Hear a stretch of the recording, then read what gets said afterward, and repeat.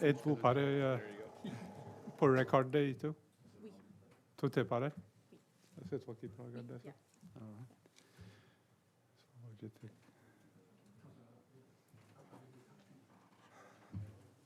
So,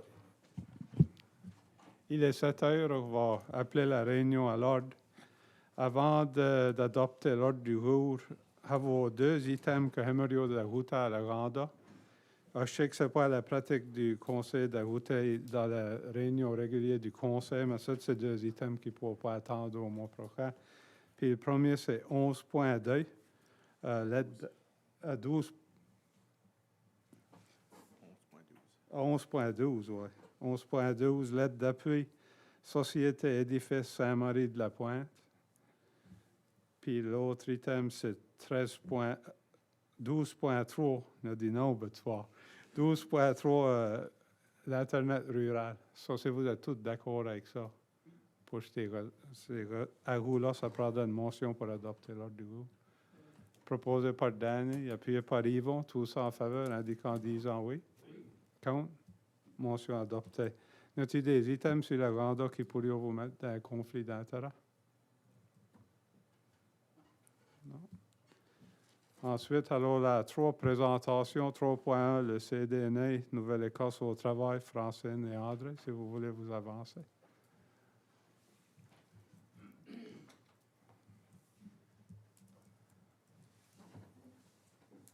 Il faudra vous mettre votre micro comme vous discuté plus tôt.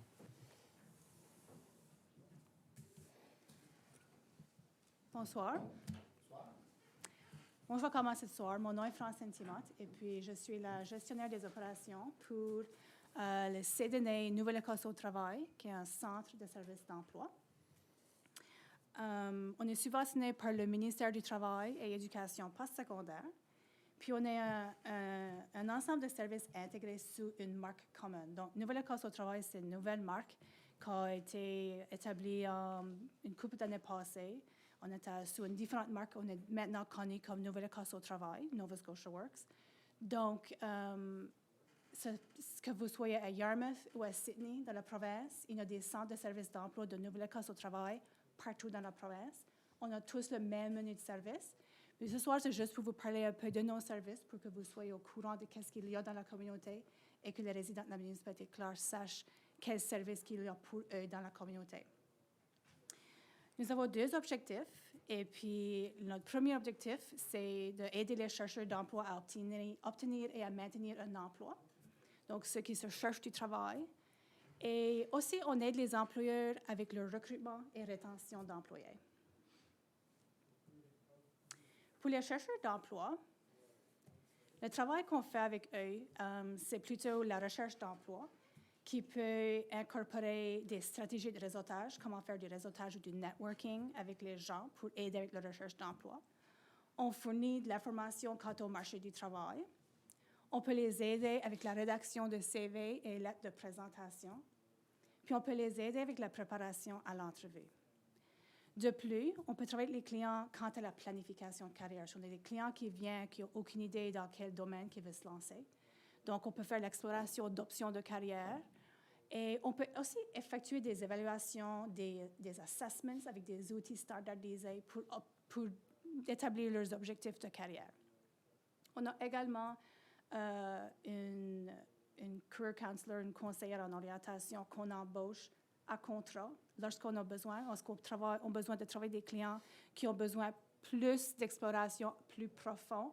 Et puis, c'est Marie-Louise D'Entremont-Gray, elle a une maîtrise en counseling. Puis, ça fait plus de 30 ans qu'elle travaille dans ce domaine-là. Et puis, avant la municipalité d'Argyle, elle voyage ici à la municipalité de Clare. Puis, on l'embauche quand on a besoin d'elle. Je n'ai pas fini.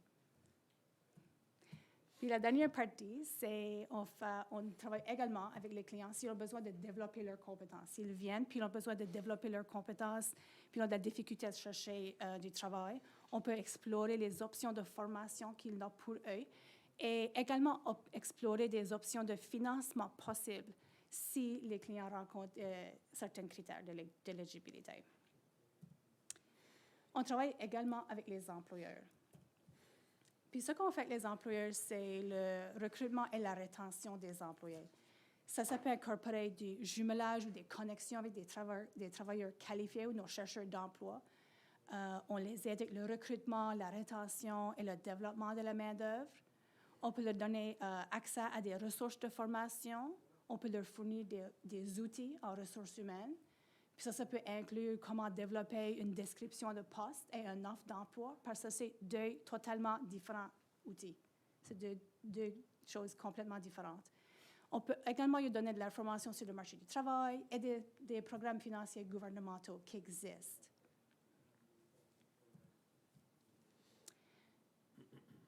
Nos bureaux sont accueillants, sont accessibles, complètement accessibles, puis inclusifs à tous les clients. Donc, on travaille avec toute la clientèle, peu importe leurs besoins. Notre personnel est complètement bilingue, qui veut dire que nos services sont offerts dans les deux langues officielles, à l'écrit et à l'oral. Nos services sont gratuits, parce qu'ils sont financés par le ministère du Travail et de l'Éducation postsecondaire, et ils sont offerts en toute confidentialité. Nous desservons la municipalité de Clare et la municipalité d'Argyle. On a deux bureaux. On a un bureau à la pointe de l'église, sur le campus de l'Université Sainte-Anne, au centre de l'entrepreneuriat.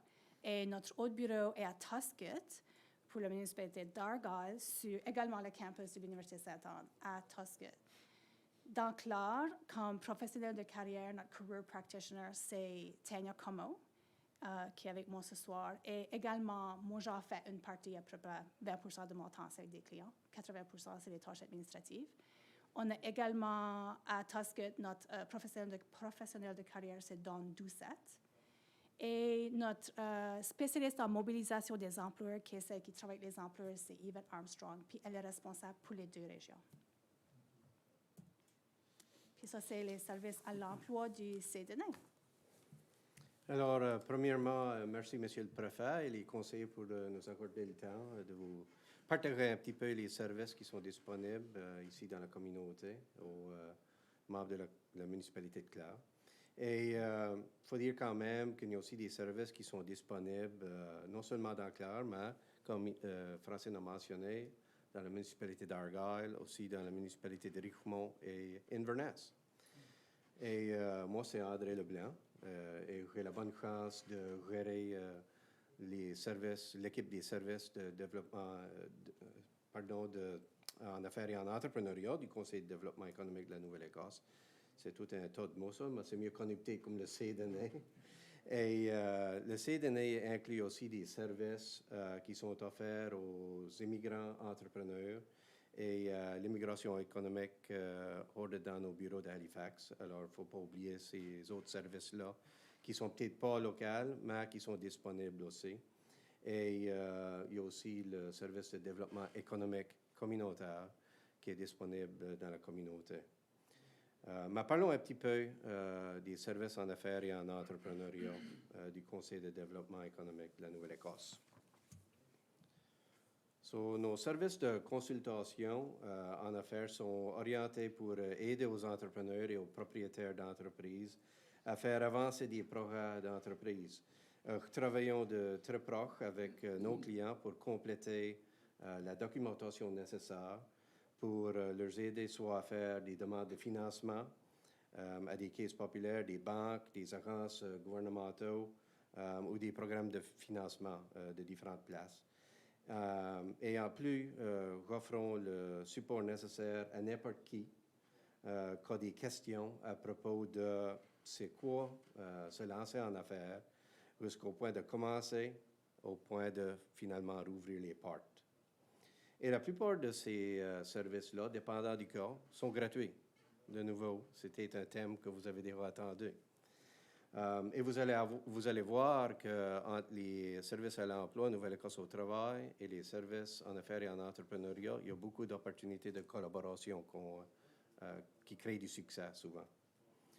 Je peux vous dire, dans la municipalité de Clare en particulier, qu'un exemple, l'année passée, durant notre année fiscale qui termine le 31 mars, on a pu jouer un rôle dans du financement qui a été accordé à des entreprises, soit en expansion ou en achat ou lancement, pour au-delà de 620 000 $, juste dans la municipalité de Clare. Ça serait qu'une portion du travail qu'on fait.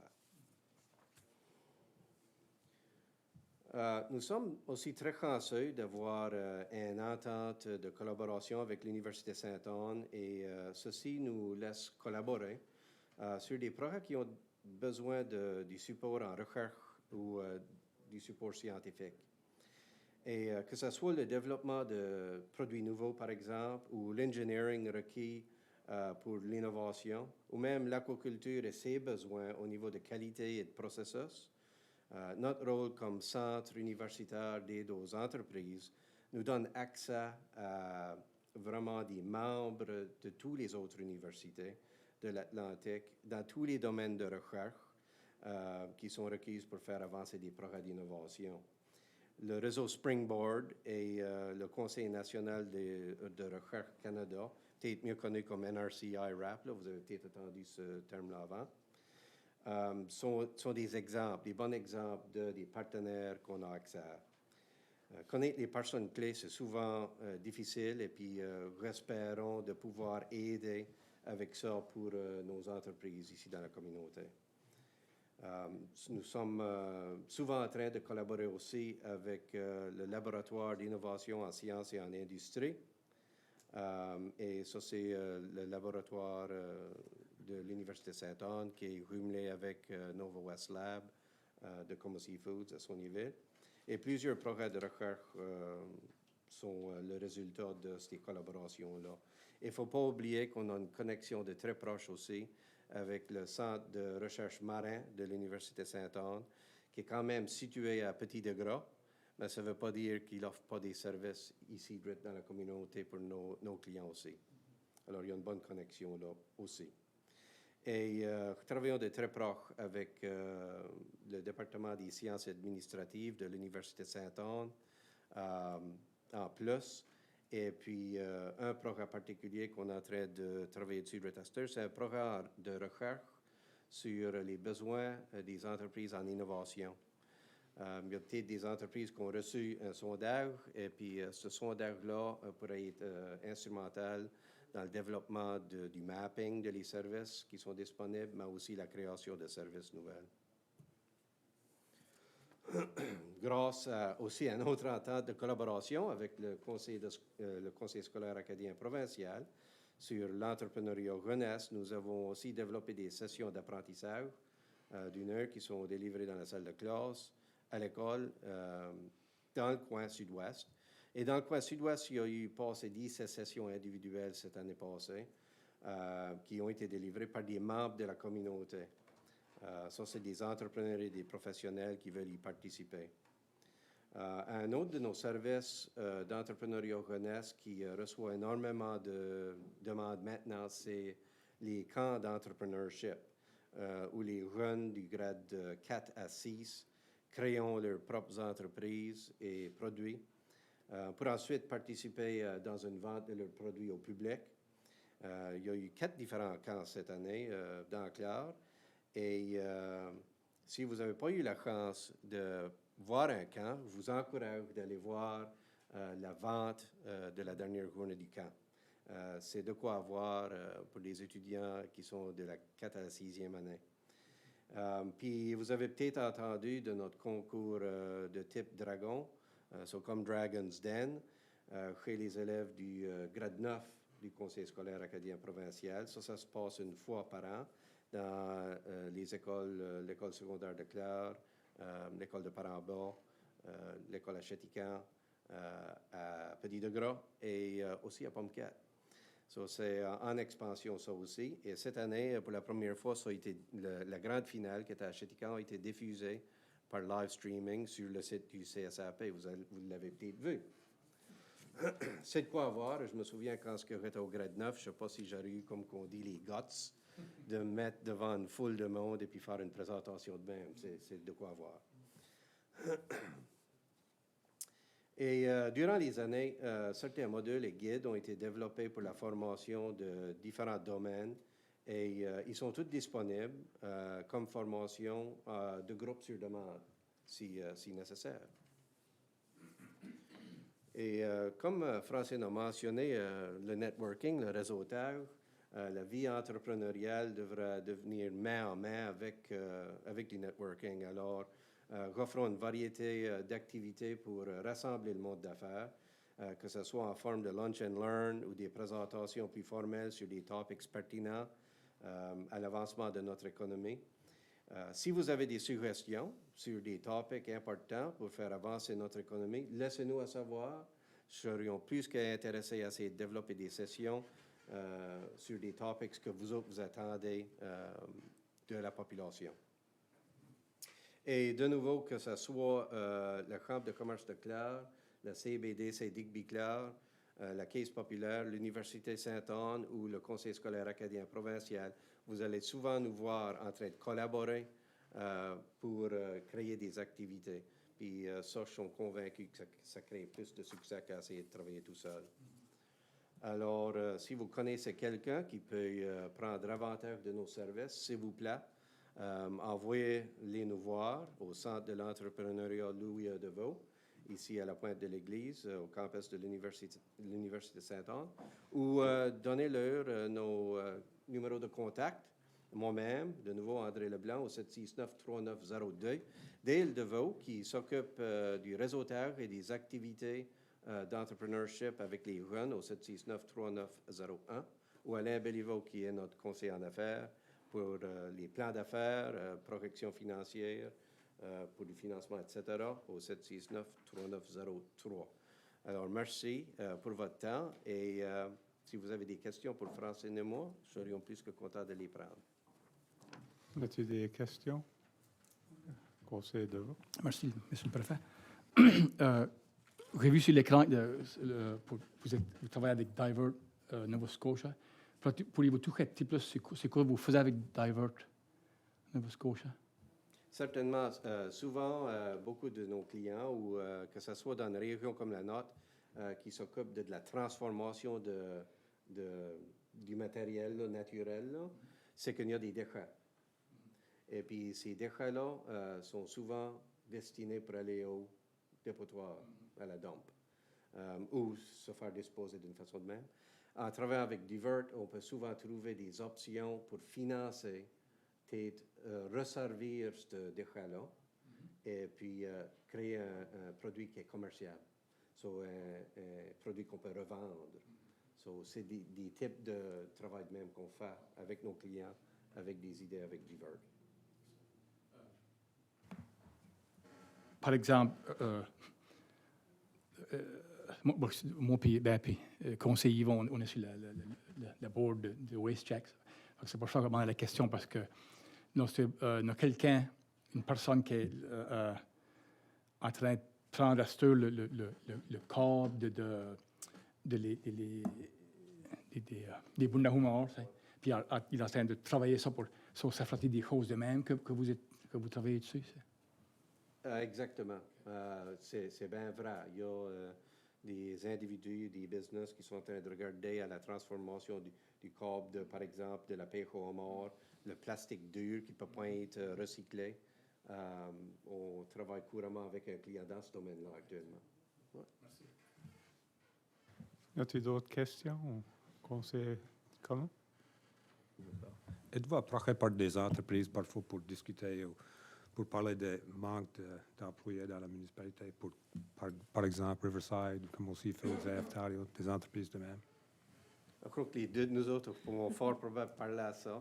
Oui, c'est souvent que c'est partie de la discussion, que c'est difficile à combler des besoins de main-d'œuvre couramment, que ce soit dans la municipalité de Clare, Argyle, Richmond, Inverness, on a tous les mêmes problèmes. Oui. Et puis, c'est certain qu'avec... Avec Yvette, notre spécialiste en mobilisation des employeurs, elle a un contact avec les employeurs dans la région. Et puis, elle a créé son réseau en juste cognant la porte. Elle a été les visiter. Puis après le téléphone, elle les a appelés, peut-être aller vous voir, parler de mes services, qu'est-ce qu'on peut faire pour travailler ensemble. Donc, ça, c'est des choses que, oui, on adresse et puis on est au courant. Et il faut dire que, j'ai mentionné plus tôt, dans la présentation, les services d'immigration économique, il y a certains thèmes qui peuvent être aussi touchés avec ces services-là. Et il y a une variété de choses qu'on est connaissant de. Par exemple, il y a du fast-tracking de l'immigration au niveau des immigrations francophones. qu'on travaille de très proche avec certains départements gouvernementaux. Alors, c'est d'autres choses qu'on peut discuter avec les entrepreneurs. Quelqu'un d'autre qui a des questions? Sinon, vous marchez pour venir faire une présentation et nous parler de vos services et certainement, si que le monde nous approche, nous saurons où les envoyer. So, merci à une autre fois. Merci à Merci. vous autres. Ensuite, alors la 3.2, Digby Harbor Port Association, Edwin Chisholm and Mike Gushu, if you want to come up and...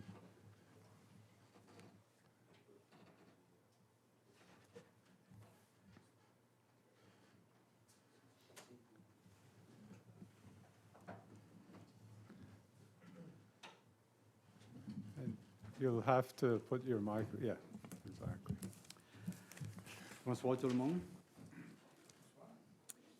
Monsieur le Préfet, membres du Conseil, merci pour l'occasion de vous présenter les plans d'expansion pour le port de Digby. Je m'appelle Mike Gauchou et avec moi est Monsieur Edwin Chisholm, est le directeur général pour le port de Digby. On va parler du port de Digby et la pêche, mais comme vous savez très bien, l'industrie de la pêche est très intégrée. Ici à Clare, vous avez la compagnie très respectée dans la construction, les réparations et les maintenances des bateaux, et le traitement des fruits de mer, comme les homards, les pétanques, les harengs et les poissons de fond. Le port de Digby en relation avec chacun. Aujourd'hui, il y a plus de bateaux et ils sont plus grands qu'auparavant. Quand quelqu'un fait un investissement qui approche $1 million, il doit savoir qu'il y a une place pour décharger ses produits. Ce soir, on va vous parler de nos plans pour accommoder ces vassaux et on a des autres initiatives à promouvoir l'économie de cette région. Mais un début de notre présentation ce soir est d'assurer que vous, les élus, sont au courant avec nos plans et vous allez le recevoir directement de nous autres, qu'est-ce qu'on est en train de faire. Alors, je vous passe à M. Chisholm. Ed? Thank you.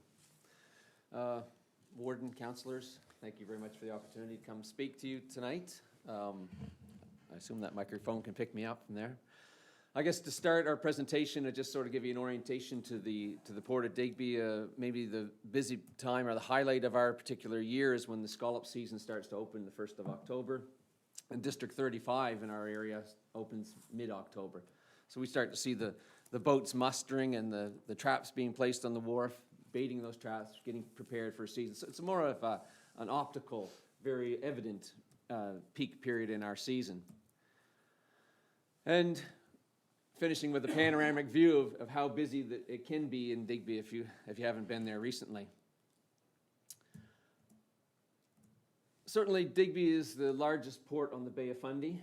It has, as you go up the bay, it's the last port that has water at low tide, so we're called a wet port. So a significant factor for us.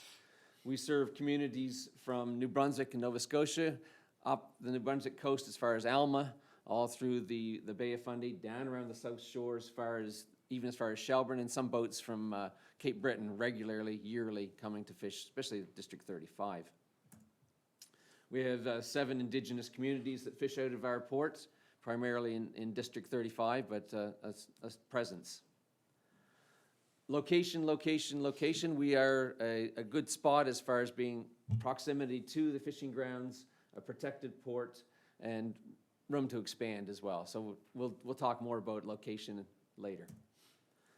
The established credibility of the port. The Digby Harbor Port Association is a not-for-profit and has 10 years under its belt, a number of projects successfully completed, on time, under budget. That credibility just gaining momentum as we move into the future. And we have potential to become what we've coined as a super port. Looking at the larger potential of the port more than just the fishery. What other sectors can we play a heavy role in? So that's the theme of tonight's presentation. Landings in the port of Digby are certainly a regional economic generator. 720 jobs in the fishery alone, $47 million annually to the Nova Scotia GDP, gross domestic product. Landings at the port, $77 million annually. That's primarily lobster, scallop, and aquaculture. The indirect services and supplies are distributed throughout, because of Digby, can anywhere from the bait, which is a big expense in the lobster industry, fuel, which certainly all the boats are consuming, groceries, insurance, repairs, repair and maintenance, all those things that filter out into the greater community, vehicles, a lot of indirect, and there's a multiple there. I'm not sure what the multiple is, but it certainly increases that 77 million dramatically. And we're a partner in the tourism for the town of Digby. Anything that happens in and around the wharf, so we have the Wharf Rat Rally. A lot of the directors and stuff, that's a regional group. A lot of people, I think, from down the shore across to Bridgewater that sit on that group to make it happen. The Scallop Days, I guess, one of the key initiating festivals in Digby. Lobster Bash, a new and upcoming strong festival that we're engaged in. Part of our community outreach is dealing and helping those successful festivals. And I think Digby is part of the social fabric, the wharf itself. Nautical map, you see in the upper left-hand corner the Bay of Fundy, and then the Annapolis Basin giving us protection, and Digby located in the bottom of the screen, and the room to grow within that region is again a bit of a unique feature in some of the ports around. Some of the background, in 2008, the community rallied to purchase the wharf. Took it over at that state. A number of the directors put up financial commitments to make that happen. And those of you that may have been around in the area at that time, it was in a state of disrepair at the time. There was an uphill battle to make that happen. And we've certainly, as I mentioned earlier, accomplished a number of key projects to bring that facility back up to speed. One of the first orders of business in 2009 was to have a Cormier Consulting and Fundy Engineering do a 10-year business plan. And as part of that, we redid the inner harbor with floating docks and a breakwater that was protecting us from those nor'east wind storms, which are our nemesis. And it's saving us tens of thousands a year in repairs by having that breakwater in. About $12.3 million invested in those two key projects to date. Those projects were, again, on time, under budget. In fact, we were able to, marketplace conditions allowed us to save enough money. We could do extra small projects within the scope to get more done with the same money. So we're quite proud of that. The port is sustainable. In other words, our operating funds and minor to medium-sized repairs we can do ourselves. Our berthage fees that we charge are in the order of 10 to 12 times higher than what somebody would experience in many of the small craft harbors wharves, but that's because we are a not-for-profit. We're not within the small craft harbor umbrella, so we have to pay our way. So that's sustainability. And our capacity is one of the key topics tonight. Our capacity to hold boats, and as the boats grow larger and larger, is suppressed. The increased demand with more vessels, but the larger vessels, meaning we can actually accommodate less numbers, is another key theme for tonight. Our design, we feel, is designed for about 77 vessels, and in red it shows you the months that we've had more than that many boats in over the month. So for the last almost 3 years, it's just about all red. So we're running into this excess number of vessels, and that's one of the key pushing factors to why our business plan was brought about.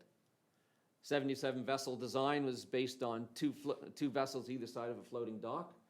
And in the bottom right-hand corner of your screen is the outer L of the wharf where we tie in the strings, more the old-fashioned way of tying them up. And I'm not sure we can put 5 vessels side by side any longer, but that's where the 77 comes from. How do we deal with that surge? Well, we have to triple up where we can. And because those vessels are wider, we can't triple up on both sides of a floating dock because there's no longer a channel down the middle. So we have to, once we get filled on the inner harbor, we have to start stacking them out to the easterly. The breakwater has helped us, but we are susceptible from south-southeast winds, and it gets quite a chop in there. It's not an ideal situation. When that happens, everybody has to muster around on the inside, and it makes quite a cluster for a short period of time until we get it straightened back out. So our overcapacity situation drove some deliberation, some planning to examine the safety aspects and how do we solve that problem. Our mode of operation to date has been trying to accommodate the boats and the fleet that comes up our way without turning them away. So we looked at expansion became one of the logical factors, and other, because I talked about the superport, other sectors. What other sectors can we deal with? So my board took on the idea of a new business plan and looking at these multi-sector approach. 10-year business plan, we put out a request for proposal. CBCL is an engineering firm out of Halifax. We're the successful tenderers. They did a subcontract to another firm called CPCS for the economic analysis side, and they looked at those sectors more than just the fishery. Tourism, how can that be affected? Aquaculture is a big one. Our biggest client, in fact, is the aquaculture firm. Shipping, tidal, recreational boating, what made sense, what could be incorporated into our plan. Their recommendations were expand the facilities to accommodate the increased boats and the larger boats in particular. In order to do that, there was a dredging project because we'll see in the design later, but to expand the wharf means we got to make a channel around it. So that dredging part, and including the marina, because the marina has had some siltation over the 20 plus years it's been there, and it's running at currently 60% capacity due to siltation. That dredging project is estimated in the order of 230,000 cubic meters. We can reuse 130,000 cubic meters of that, 60% so to speak, and create some land base to the north of our facility, another 5 acres of commercial area. So that's appealing. Entry into the eco cruise market. The Annapolis Basin is underutilized. We have occasional cruise ship. We have one coming in on June 4th. We've had a small line visit us a number of times in the last couple of years. Growing that market, that niche small cruise ship market is something that we're well suited for, and we have some experience in putting together packages with them. Commercial and recreational boat launch. The Annapolis Basin does not have a low water access boat ramp or boat launch. There's a few that, very few, a couple that will get you in the water, but not at low water.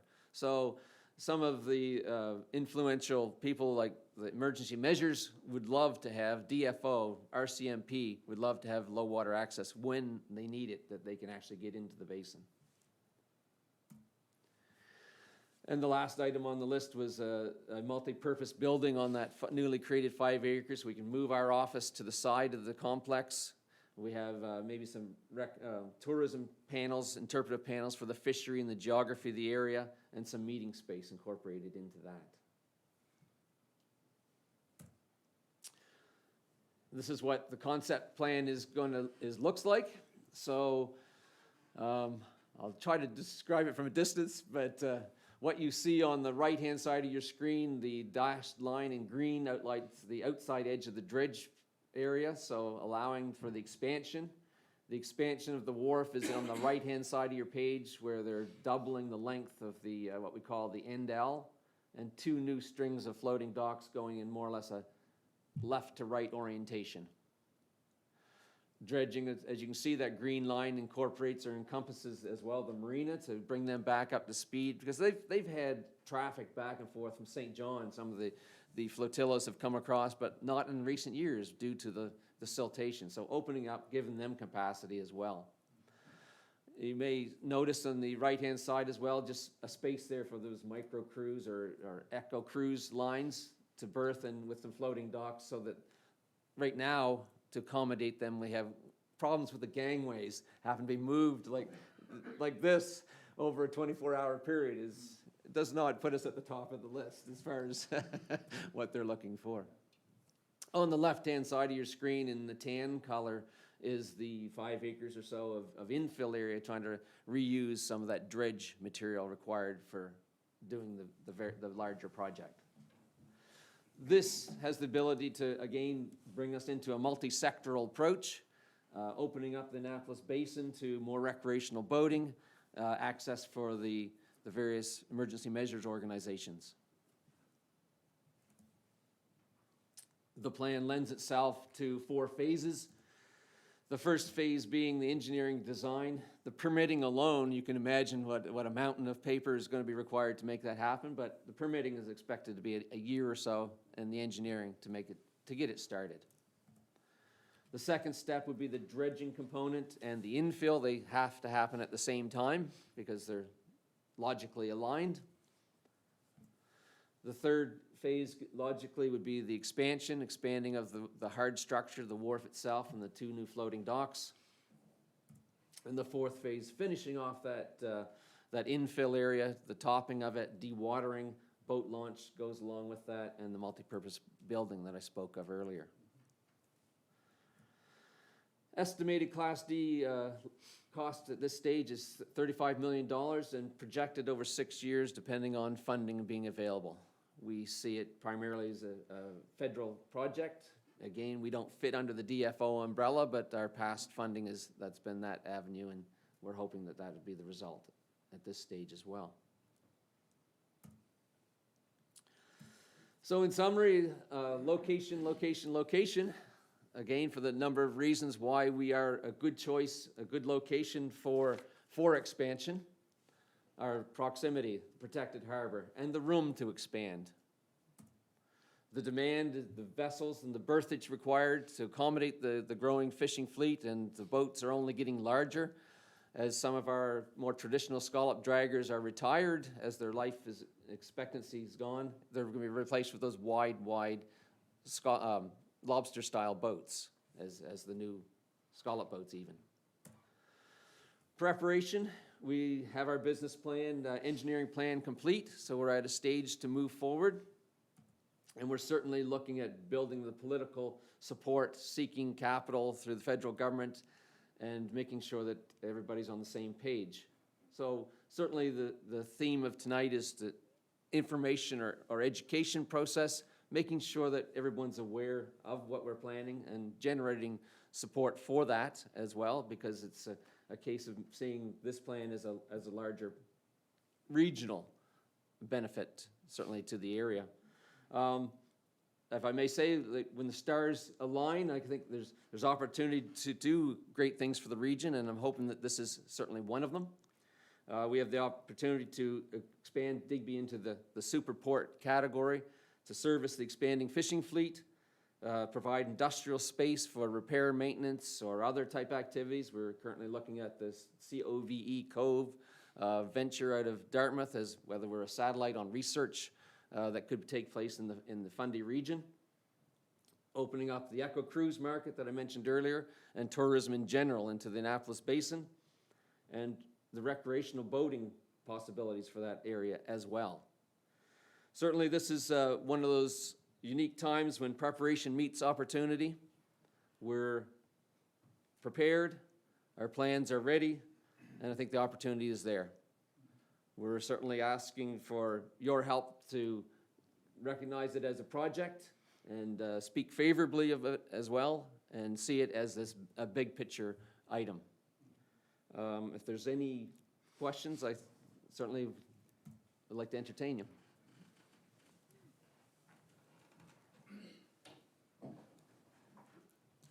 Y a-t-il des questions? Conseiller de l'eau. Merci, Monsieur le Préfet. I would have a couple of questions. I'll ask both, and then it's easier to. One is the marina part of the wharf, and my other question would be right now, if like for talking cruise ships or right now, how large a ship could you accommodate right now? Like, let's say tomorrow morning, how large a ship could you accommodate? First question was Marina. Marina is a separate body, separate not-for-profit organization. The synergies were there, and when we applied to do our business plan, it was heavily encouraged because of the dredging being similar to align and do a comparable project that would serve both entities. So that's one of the reasons they come in under this project. We do have representation on our board from the Marina because they're an adjacent property and certainly a stakeholder in the town. So we are closely aligned, but we're not in a business sense or a entity sense. Just trying to gather my thoughts. The second question was Size of the ship. What size of the ships, mostly currently to do with draft, depth of water. That face, that end L of our wharf is about 100 meters, 300, almost 300 feet long. So that length, but it's more to do with the depth. We have 6 meters or so on one end, 3.5 meters on the other. And it depends on the tide cycle, but you know, they like to have a little bit of a buffer there. So right now it's the depth that is our hinge factor. That end area, the plan is to dredge that to 4.5 meters consistently across the end to again put us into that marketplace. What capacity right now? And don't forget the Balmoral. In the past, we've had some larger vessels, and quite often they'll anchor off in the basin and tender in small boats is the mode of handling a larger vessel like that. The ones we've had alongside of the wharf lately was the, I'm searching for the name. Anyway, they're about 100 to 150 person vessel. So large mega yachts is another market that's being promoted out of Halifax Waterfront Developments, seeing Nova Scotia as a destiny for travel and or repair. So I mean that type of large mega yacht is something ideal to us. We could easily accommodate them. The addition of a floating dock is very much in the forefront of making that happen because again, with a 27-foot tide or so average, it gets to be problematic with the gangway. D'autres questions? Any other questions? Conseiller Comeau? Just a quick question, but first of all, it sounds like a project that would certainly benefit Digby and surrounding communities. How many boats are you looking to accommodate with the extension of the wharf? Approximately 30, if I understand? Yeah. The increase was from 77 to 108, so yeah, 131, is that 30? I can't do the math. 31 or more, I think, yeah. And I think as your comment to start with the regional aspect, I certainly, when we talked about the added benefits more than just the 77 million landings, I mean, some of our key clients are within this area, be it Riverside or AF Terra. And part of our project information put forward, we've been to visit Comeau Marine and AFT, Riverside, to make sure they're on side and everybody's very supportive. So it's, again, hoping to see it as this larger, greater package regional project. Thank you. D'autres questions? Just one, I'm curious, we see that the tides are getting higher and the currents are getting stronger, and I mean, it's pretty clear, being a fisherman, the last 10 years we've seen a significant change. So does your plans try to address that as well compared to the infrastructure you have there now? The engineers are recommending building structures to an additional meter in height, and that's to accommodate that. Of course, our existing structure is not a meter higher, but that would have to be something, like you say, I'm of a believer in the rising climate change, rising tides, and it would be something to bring the older structure up to par, but we would build the new one to meet those challenges, yes. Pas d'autres questions? If there's no other questions, I'd like to thank you for coming tonight and presenting your project. Certainly, we're well aware of the importance of the Digby port to the area. I know with tidal energy and all kinds of different things going on, and being the only deep water port, there's none going further north. So you guys are certainly well situated for that. So again, we thank you for your presentation.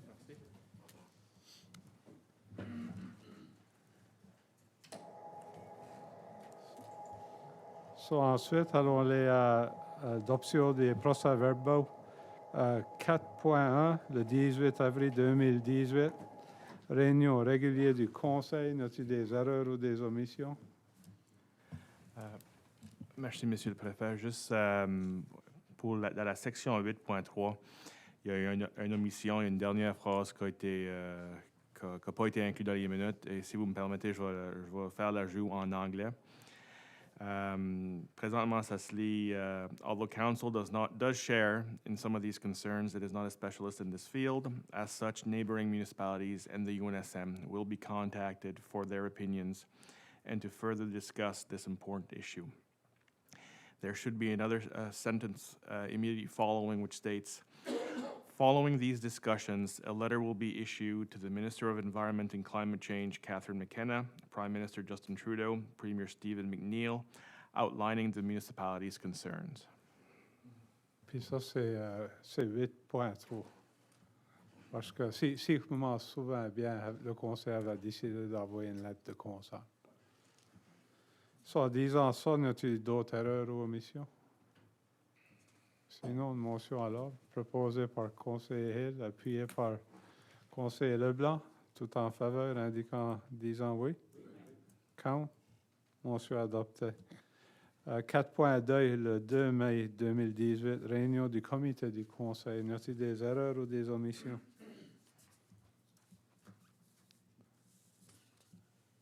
Sinon, une motion à l'ordre, proposée par conseiller Potier, appuyée par conseiller Hill, tous en faveur, disant oui. Count. Motion adoptée.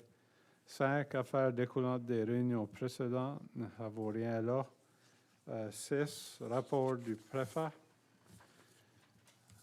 Le 19 avril, j'assiste au banquet des bénévoles qui a eu lieu au Centre des anciens combattants de Clare. Et je crois que vous étiez pas mal toutes là. C'est pas avec moi qui ai assisté. Le 24 avril, j'ai assisté à une réunion avec David Wong et Peter McClellan du China Business Bureau of Nova Scotia et avec le recteur de l'Université Sainte-Anne pour discuter des opportunités entre la municipalité de Clare et la ville de Taichung, que avons signé un friendship agreement avec. Et puis beaucoup de la discussion était autour des potentiels, des échanges culturels, surtout avec l'école ESDC. Comme vous voyez dans l'agenda plus tard, avons une motion pour avoir une lettre d'invitation à discuter plus là. Le 26 avril, j'ai assisté à la séance publique de la UARB pour déterminer le nombre de districts électoraux pour la municipalité de Clare lors de la prochaine élection municipale. Et une autre fois, là, vous étiez pas mal toutes là aussi pour cette là. Et la UARB a accepté l'application de la municipalité pour garder 8 districts avec des camps mineurs aux frontières électorales. Le 3 mai, j'ai assisté à une soirée de réseautage pour les aînés organisée par le Conseil de santé communautaire de Clare qui a pris place au golf course au Petit Ruisseau. Le 9 mai, j'ai assisté à une réunion du bureau de Harborside Lodge et Armouth. Et le 11 mai, j'ai assisté à la réunion du Conseil des gouverneurs de l'Université Sainte-Anne. Je ne sais pas si vous avez des questions. Sinon, alors, cette présentation officielle des membres du Conseil, as-tu des présentations officielles? Conseil de vote? Merci. Il y en a qui ça va répéter sur le 19 avril, j'ai assisté au banquet des bénévoles, là, comme M. le Préfet en donné. Le 26 d'avril, j'ai assisté aussi à la réunion ici du UARB. Aussi, le 3 de mai, j'ai assisté à une réception pour une réunion aussi pour la Clare Health Board, qui était au centre de golf. Du 10 au 12 mai, j'ai assisté à la session, un workshop pour le NSFM à Yarmouth, qui était vraiment une bonne fin de semaine. Le 12 mai aussi, j'ai assisté à la graduation, la remise des diplôme. L'Université Saint-Anne aussi avec une réception ensuite, qui était vraiment ambiancée. Puis là, je veux juste annoncer que le 60e anniversaire de mariage à Bernadette puis Omar Blin, qui se trouve le 24 de mai. Puis je demande qu'on envoie un certificat à M. et Mme Blin. Merci. Merci, vous êtes d'accord avec envoyer un certificat? Y a-t-il d'autres présentations officielles? Yvon, conseiller Leblanc? Moi, j'aimerais souhaiter un bon anniversaire de mariage à Anne et James Tario de Hectonouga. Ils sont fait célébrer le 50e le 18 mai. Et puis aussi, j'aimerais souhaiter une bonne fête à Edmund Thibodeau. Il va avoir 90 le 22 mai. Et si vous pouvez envoyer des certificats aux deux, je serais grandement apprécié. Êtes-vous tous d'accord à envoyer des certificats? Oui. Y a-t-il d'autres présentations? Ensuite, alors là, la correspondance 8.1, évaluation du programme de gestion d'urgence. Oui, si vous vous rappelez, on avait déjà une présentation de IMO par rapport à l'évaluation de notre plan. Ceci, c'est la lettre formelle du département découlant de cette évaluation-là. Dear Warden Ronnie LeBlanc, the Municipality Emergency Management Program evaluation process has been completed for your municipality by the Western Zone Emergency Management Planning Officer in conjunction with the CAO and your Emergency Management Coordinator, or EMC.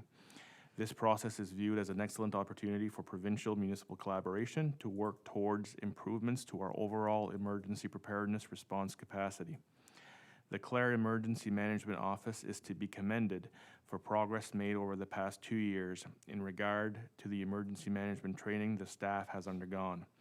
The scoring system adopted for this cycle has a range of ratings from poor to excellent. Your municipality's evaluation has resulted in a rating of fair.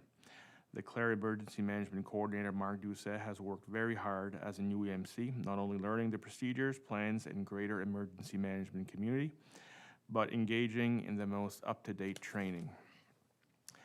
The Provincial Emergency Management Office will continue to work with your Emergency Management Coordinator to ensure areas identified as requiring improvement are addressed where possible.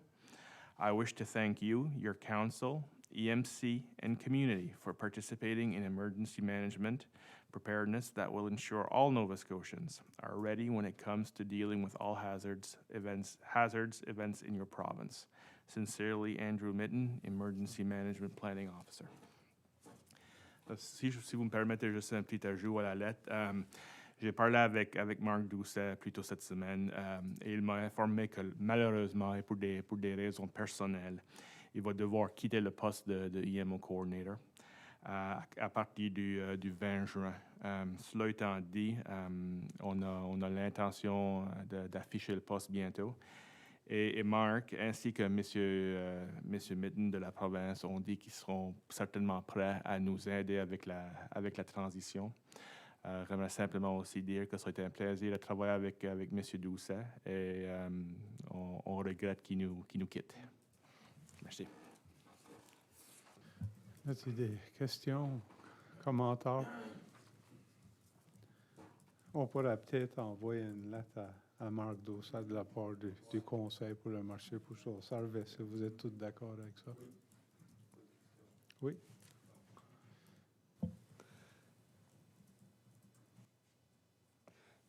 Qu'est-ce qui va s'occuper des...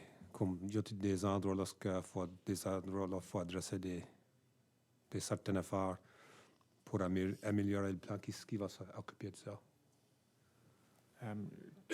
Dans les dernières quelques années, ça a été Marc et moi-même. C'est un travail qui se faisait surtout aussi à l'interne, à notre niveau. Et ça, on le fait en communication avec la province. Avec Andrew Mitten, on travaille de proche avec lui. Alors, l'intention, c'est, une fois qu'on identifie un remplaçant ou une remplaçante pour M. Doucet, que ce travail-là va se continuer et qu'on va continuer à adresser.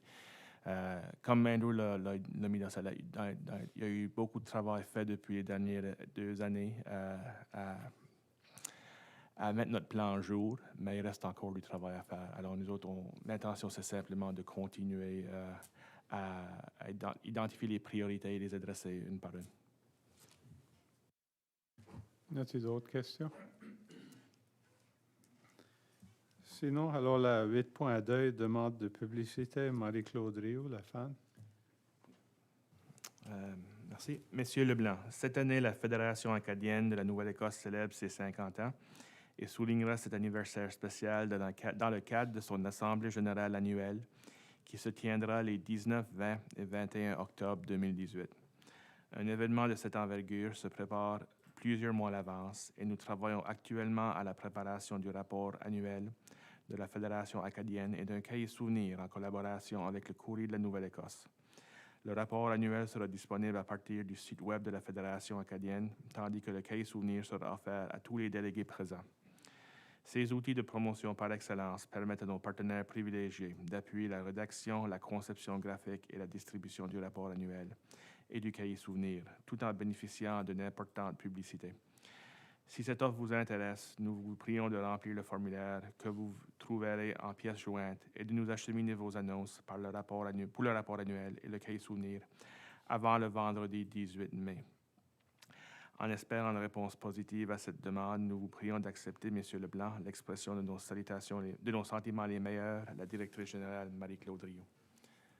Alors, la raison que je vous en parle, premièrement, c'est simplement pour souligner que la fan célèbre son 50e anniversaire. Ça mérite d'être mentionné. Et juste voir c'est quoi le désir du Conseil par rapport à cette demande. Certainement, c'est à l'intérieur de mes délégations, mais et voilà, ma recommandation et du personnel que la FAN, c'est un partenaire clé à la municipalité. Alors, je recommanderais qu'on prenne une annonce dans le cahier souvenir. Conseil comment? Moi, j'ai pris ta recommandation, mais c'est quoi le désir ou la recommandation? C'était comme une pleine page, demi-page ou pas de... Ça, on a dire, je regarde juste rapidement à les différents formats qu'ils nous ont fait. Une demi-page, je pense que c'est 250 $. Une pleine page qui nous donne accès au cahier souvenir et au rapport annuel, c'est 500 $. Alors, les deux, c'est pas des grosses sommes d'argent relativement. Je attends. Le 500 $, si on affiche dans le rapport annuel et le cahier souvenir, ça nous donne accès également à leur area plus tard dans l'année, pour 2 billets, si on veut participer. Alors, moi, la recommandation, ça serait pour 500 $. Encore une fois, la FAN, c'est un partenaire clé pour la municipalité. Ils font beaucoup de travail au niveau de la francophonie à l'échelle provinciale. Mais et plus récemment, avec nous autres, au niveau de toutes les discussions qui ont lieu par rapport aux circonscriptions électorales, ils nous ont fourni un grand appui dans nos efforts jusqu'à date. On va dire certainement, je suis la seule municipalité qui opère essentiellement en France à sortir avec ça. Moi, je suis d'accord qu'il faudrait les supporter, parce que certainement, ils sont là pour nous supporter, nous autres. Je ne crois pas vraiment que ça prend de mention, non, parce que ça date. Oui. Ensuite, alors, la 9, rapport du directeur général, M. Cyr. Merci. On va essayer de garder ça un peu court. Pour l'usine de traitement des égouts à Church Point, on est encore en train d'attendre des estimés pour notre système SCADA. On est en consultation avec la firme d'ingénieurs EXP qui sont en train de nous aider avec le design du système, mais on n'a pas eu trop de progrès encore sur ce système-là. Mais ça étant dit, on a encore jusqu'à la fin novembre, alors il y a plein de temps. Pour l'extension du système des égouts le long du chemin John Thibodeau, ce projet-là est maintenant en voie. Le manhole a été installé sur la route 1 et on a pu brancher au système d'égout existant sur la route 1. Alors, tout le travail qui reste à faire pour le projet va être sur le long du John Thibodeau. On ne sera plus sur le chemin du Roi. Alors, ça tombe bien avec Dexter qui a commencé leur travail sur le chemin principal. Alors, ça ne devrait pas déranger leur progrès. Tous les laterals ont été drillés pour le long du John Thibodeau. Je pense qu'il y en a 8 en total. L'installation de la pump station est en train de s'effectuer cette semaine. Et le projet, dans son ensemble, avance tel que prévu. Alors, l'estimé, encore une fois, l'échéancier, c'était de 8 à 10 semaines. Et d'après Aberdeen, on a encore... ils n'ont pas encore eu de problème à cette heure, ça devrait se faire à l'intérieur de cette période de temps-là. Le Cultural Hub, les travaux à l'intérieur ont commencé cette semaine. Le crack filling et le peinturage de la première étage en train de se faire maintenant. On attend également des estimés pour la slab de ciment pour la nouvelle enseigne qui va être placée à l'entrée du hub.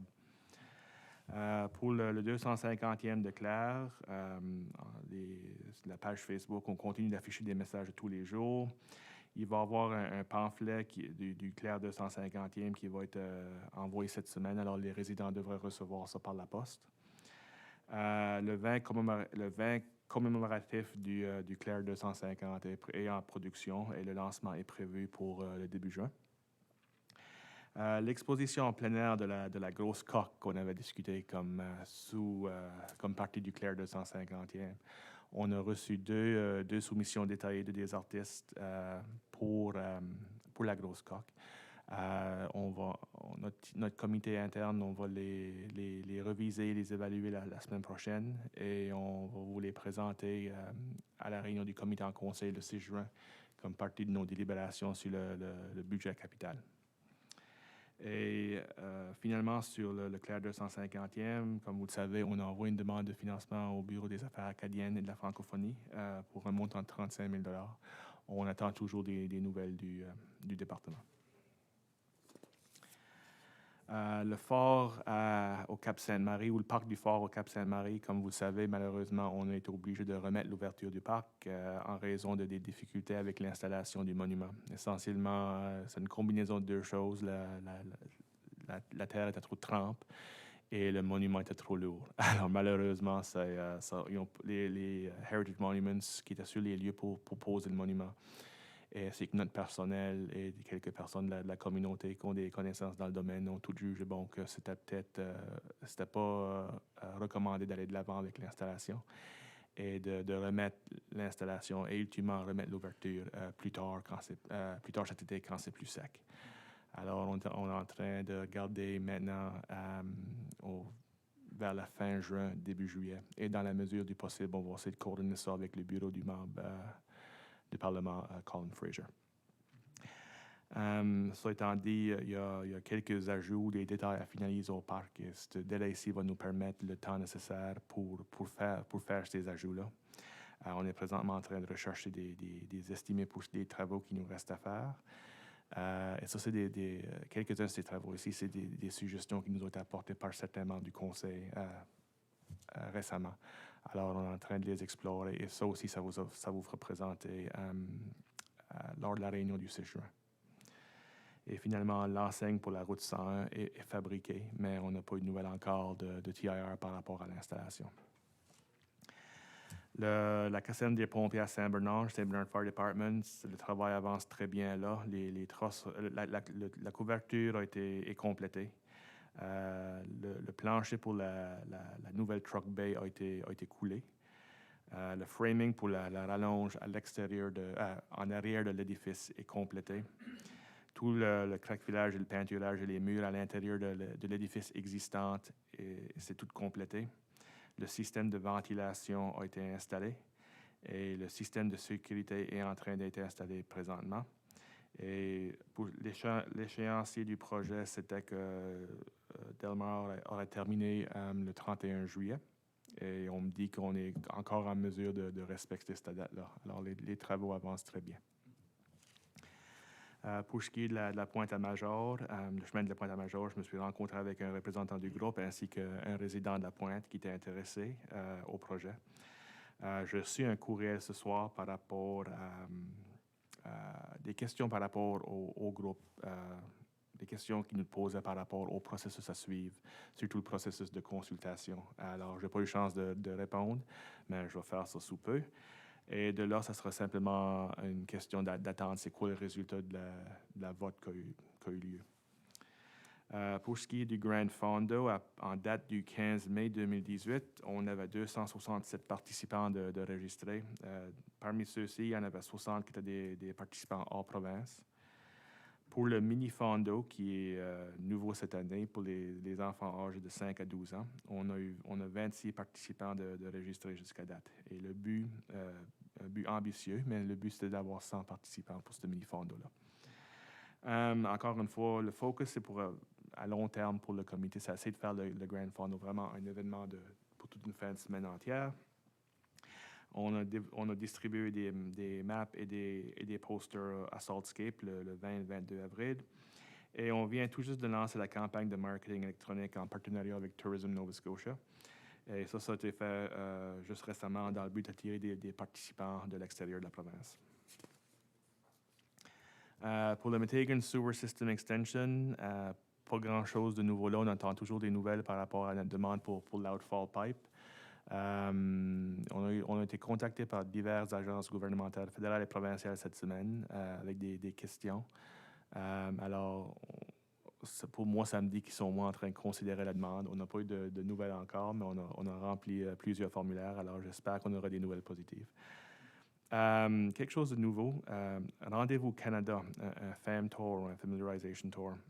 Tourism Nova Scotia est en train de coordonner des Familiarization Tours à travers la province, comme partie de Rendez-vous Canada, qui est un événement, un expo pour des international travel trade, des travel writers, qui a lieu à Halifax cette semaine. C'est un gros événement. Alors, le 18 mai, comme partie de Rendez-vous Canada, Rendez-vous de la baie va accueillir 19 travel trade operators. Puis le but de la visite, vraiment, c'est quelque chose qui nous a été demandé par Tourism Nova Scotia. Alors, c'est eux autres qui nous ont approchés. Et le but, c'est vraiment de se concentrer sur les produits touristiques et les attractions qu'il y a à la pointe de l'église. Alors, c'est Chantal Surette qui va accueillir et guider la tournée. On va regarder certainement l'église Sainte-Marie au rendez-vous de l'abbaye, surtout à l'intérieur sol du centre interprétatif et la culture acadienne, le petit bois, le phare à la pointe de l'église.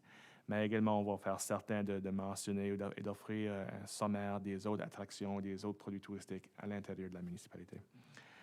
Comme je dis, il y avait 19 travel agents, 6 de la Chine, 5 du Canada, 2 des États-Unis, 2 de l'Australie, 1 du Royaume-Uni, 1 de la Nouvelle-Zélande, 1 de la Hollande et 1 du Pakistan. Alors, en parlant avec Larry Peach, il dit c'est certainement une excellente opportunité pour nous autres. Il dit it's great exposure.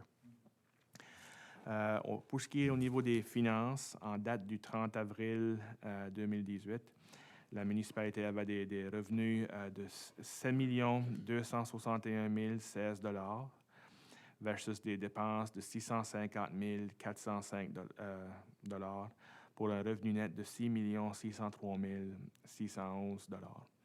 Là, juste pour clarifier, ce 7 261 000 $, c'est recordé comme du revenu, mais on n'a pas tout cet argent-là en banque encore. Sur notre bilan, c'est encore un coin à recevoir, mais au niveau de comptabilité, on le traite comme du revenu pareil. Aussi, en date du 30 avril 2018, la municipalité avait une balance de 164 017 $ dans son compte général, 67 711 dans son capital fund et une totale en réserve de 4 163 330 $. Et si on regarde à ce 4 millions-là, notre réserve opérationnelle, on avait 441 361 $. Notre réserve pour des projets capitaux, 2 653 205 $. Notre landfill closure reserve, 319 409 $. Et notre gas tax reserve, 749 355 000 $. Pour ce qui est des réunions que j'ai assistées depuis le 18 avril, quelques réunions notées. La UNSM, il y avait un CEO's Forum que j'ai participé à le 19 et le 20 avril. Je me suis rencontré avec des membres de Nova Scotia Health Authority le 23 avril au Centre des anciens combattants. Puis ça, c'était pour regarder surtout au niveau du staffing. La UARB hearing qui a eu lieu le 26 avril, comme le préfet a mentionné plus tôt. Suite à la rencontre, à la réunion qu'on a eue là, 2 semaines, et la présentation de Mme Erin Como du Western Counties Regional Library.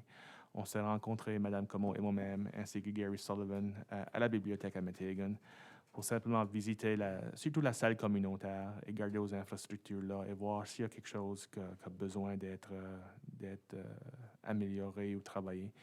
Et ça, c'était suite à la présentation à Mme Como. Et ça aussi, on va vous présenter nos recommandations. C'est quand même assez mineur, mais on va vous des recommandations lors de la réunion du 6 juin. Et finalement, aujourd'hui, je me suis rencontré avec Tim Barnes, qui est un ingénieur avec le Department of Municipal Affairs, pour finaliser des site visits à l'usine de traitement des égouts à Church Point et à Metighan. Et ça, M. Barnes était très content de ce qu'il a vu. Les projets sont essentiellement complétés, alors il n'y a aucun problème qui a été identifié. Les réunions qui s'en viennent sous peu, les CEO se rencontrent demain pour avoir une discussion par rapport à le futur du Fire Dispatch Service à Yarmouth et qu'est-ce que les différentes municipalités proposent comme solution ou comment ils veulent avancer. Et ça, c'est quelque chose qu'on va discuter ce soir plus loin sur l'agenda. La Clare Health Foundation va avoir son AGA le 30 mai. La conférence annuelle de FCIM 2018 aura lieu du 31 mai au 3 juin. L'AGA du Conseil de développement économique de Nouvelle-Écosse aura lieu le 5 juin.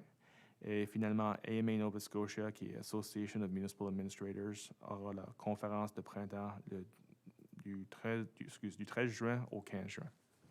Et ça, c'est mon rapport. Y a-t-il des questions? Sinon, merci. Ensuite, allons à la 10, rapport des comités 10.1, rapport des permis de construction, conseil Hill. The activity report for April 2017 were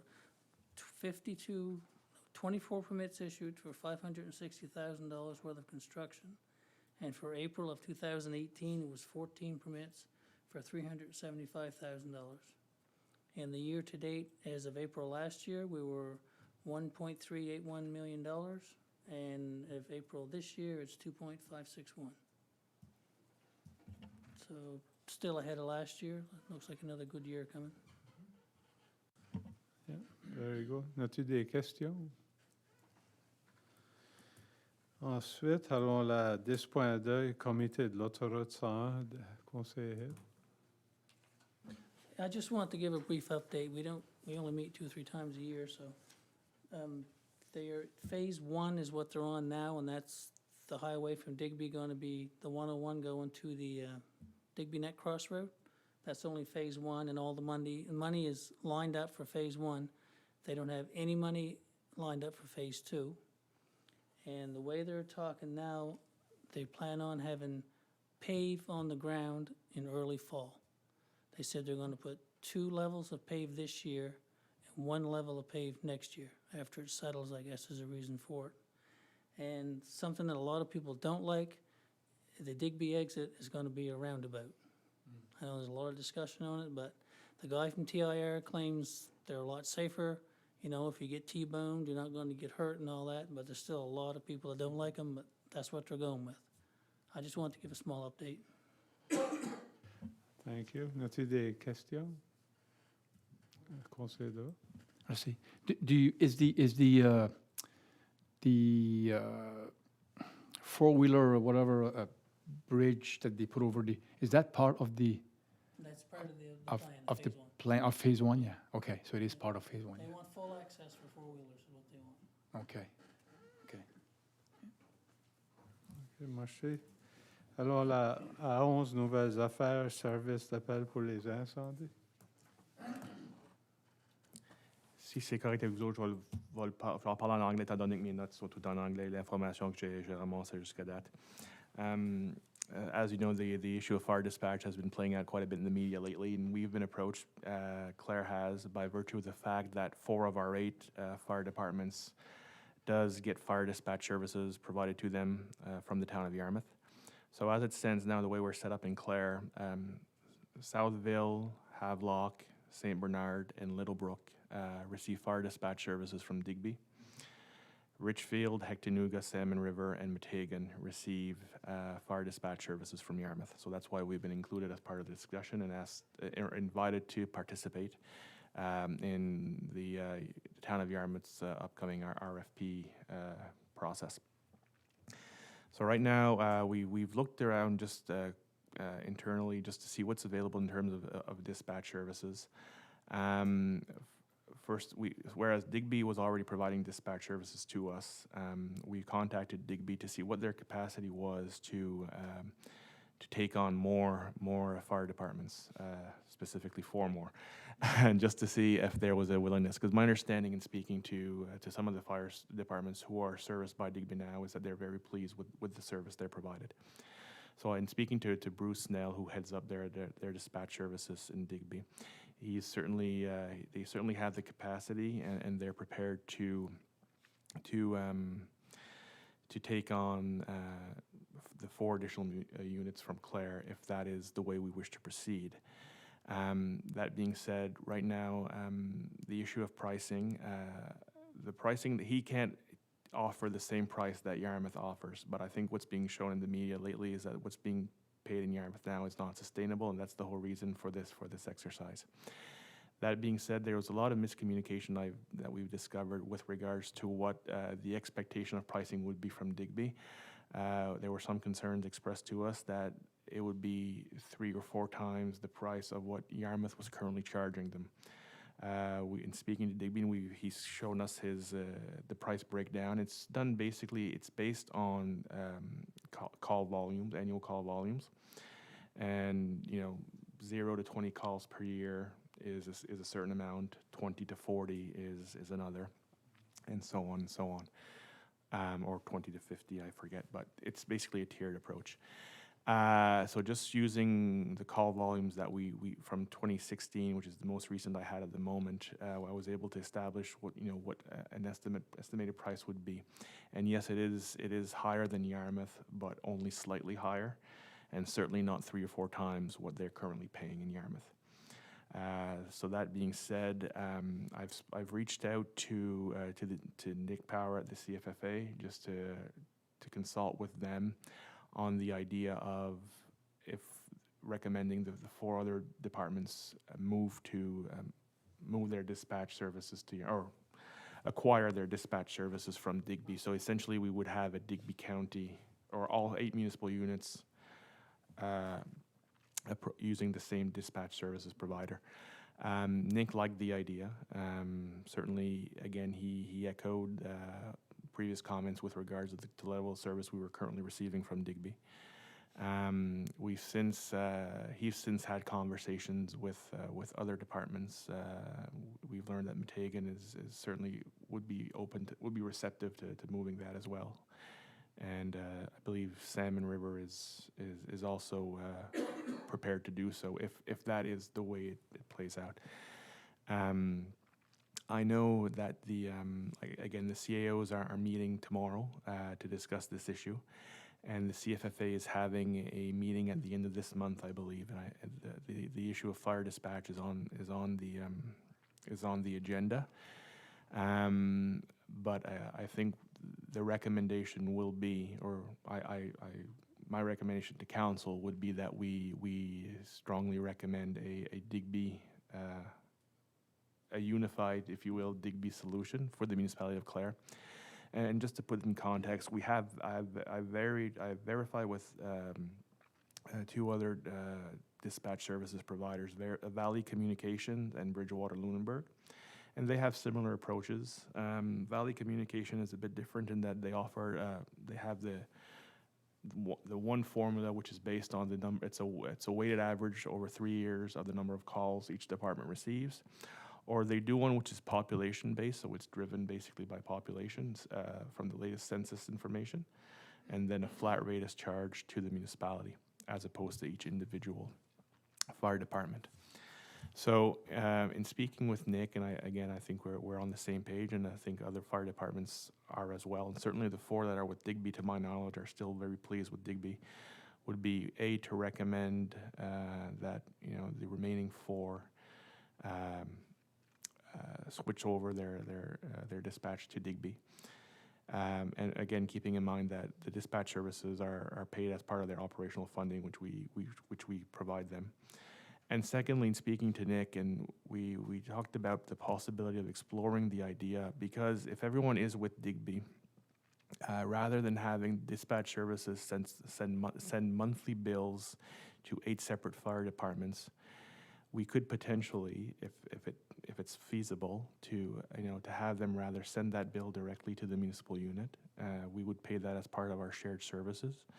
It wouldn't mean more or less operating funding. It would simply mean administratively would be less of a burden on their volunteers who have to pay their invoices monthly, whereas we have a finance department with the capacity to take care of that as well.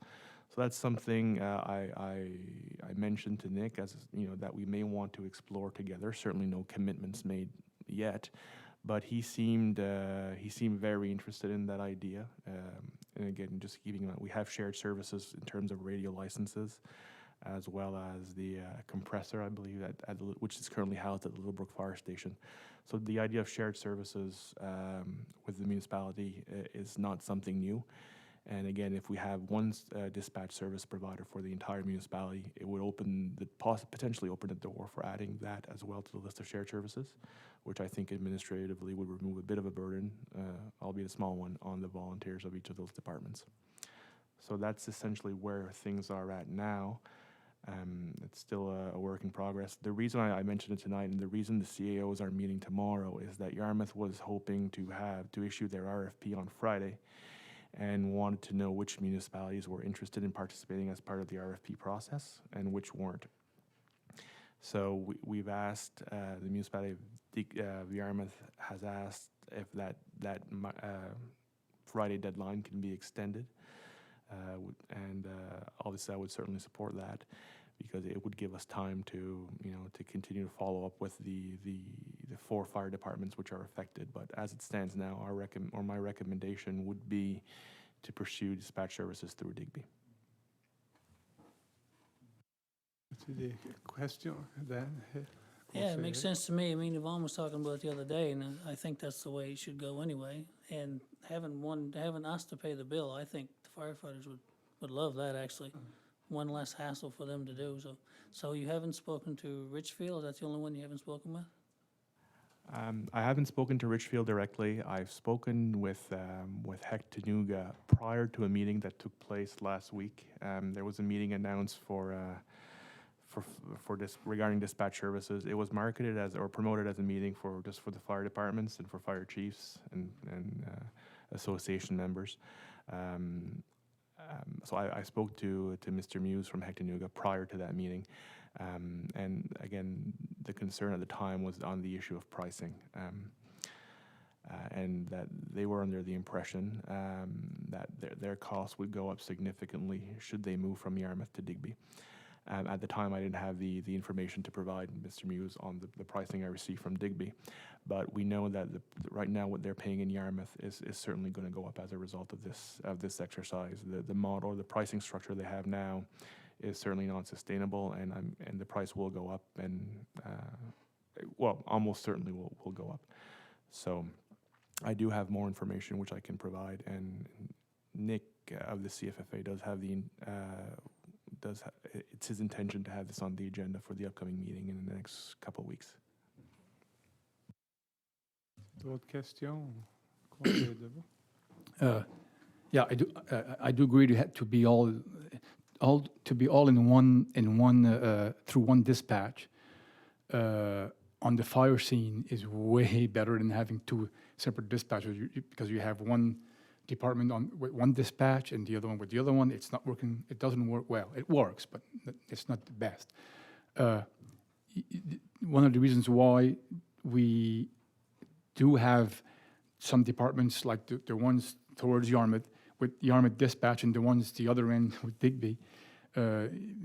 Years ago, when we started going with those dispatchers, Yarmouth wasn't pushing enough power to the departments from that end, from this end, let's say, so that's why they went to Yarmouth, and the ones from that end went to Digby because they were pushing. But now it doesn't work that way. Now they go through towers, so now there's no problems with who's pushing what.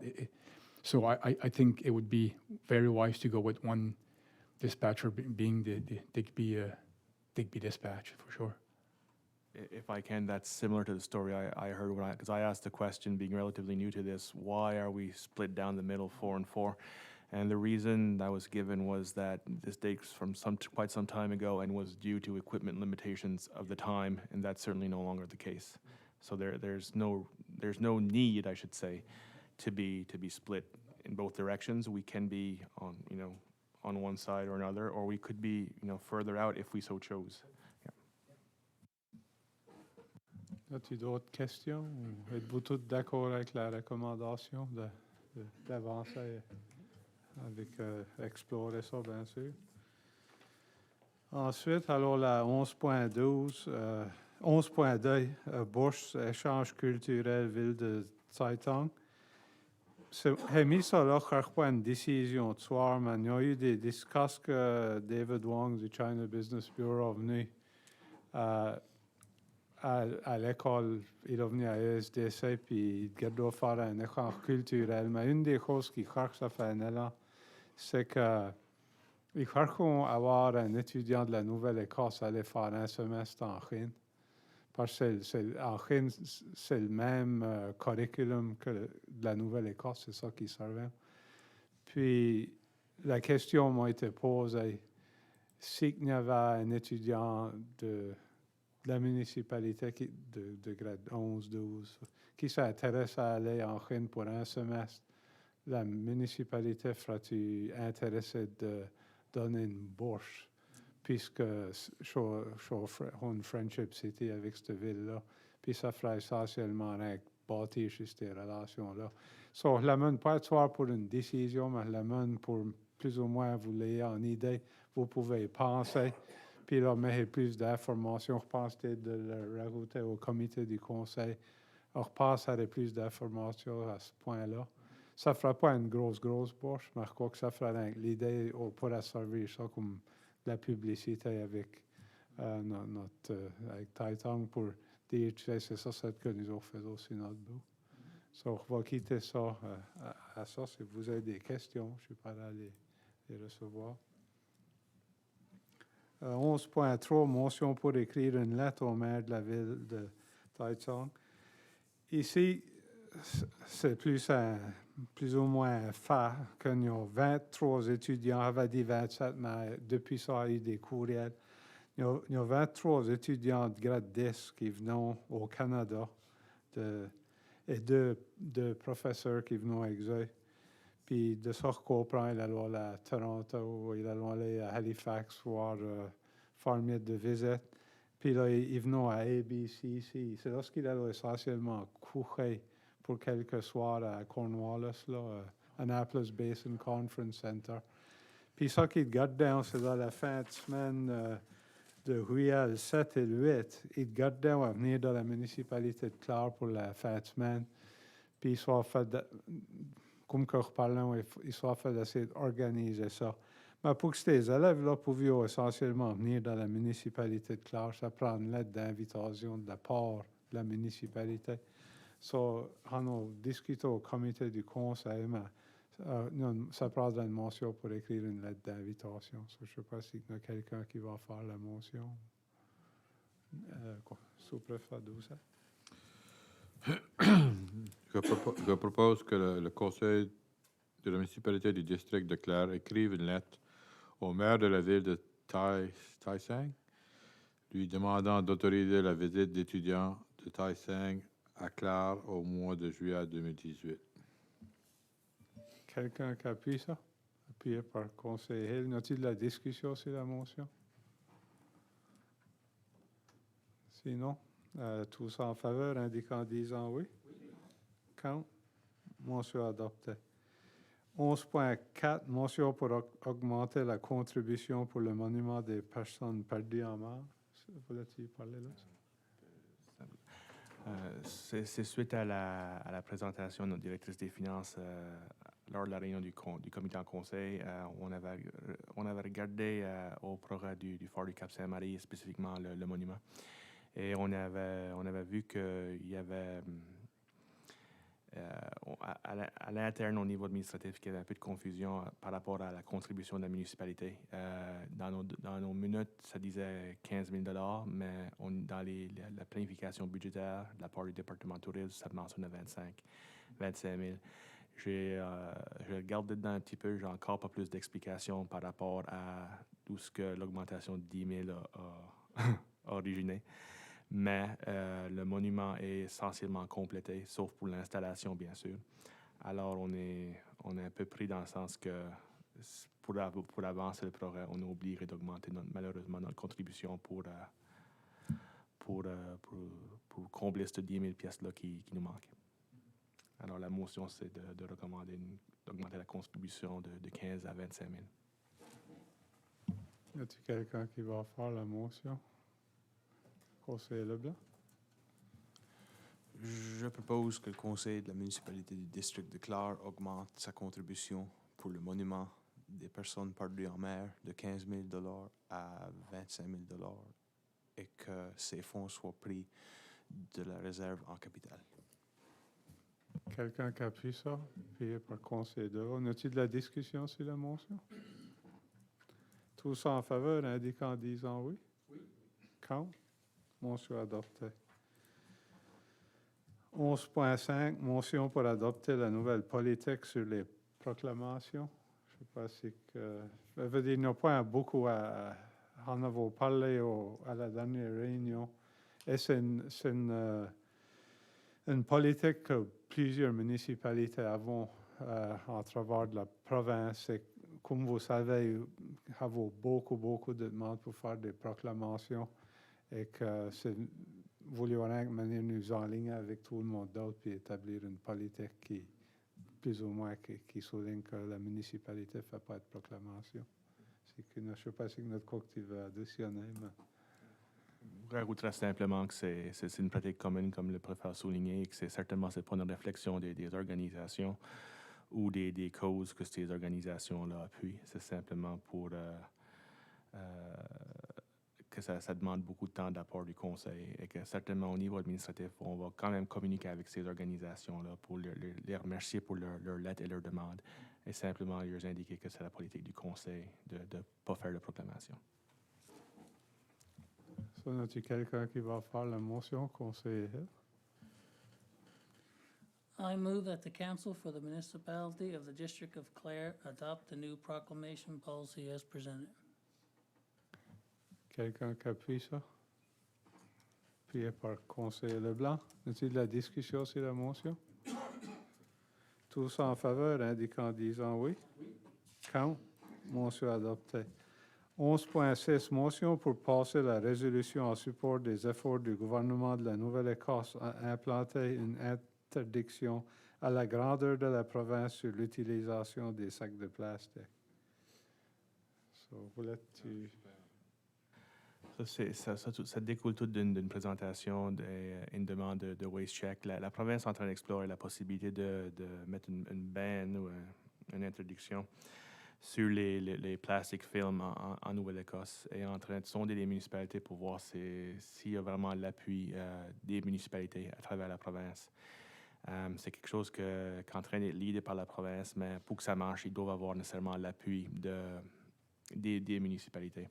Alors, Waste Check, qui est essentiellement la région considérée qui est la région 7 dans la province, qui comprend 6 municipalités, y inclut Clare, a demandé à ces 6 municipalités membres s'ils appuyaient l'interdiction proposée sur le plastic film. Parmi ces 6-là, les 5 autres ont tout appuyé l'interdiction ou la ban et ont formulé des résolutions pour communiquer ça à Waste Check, tel que demandé.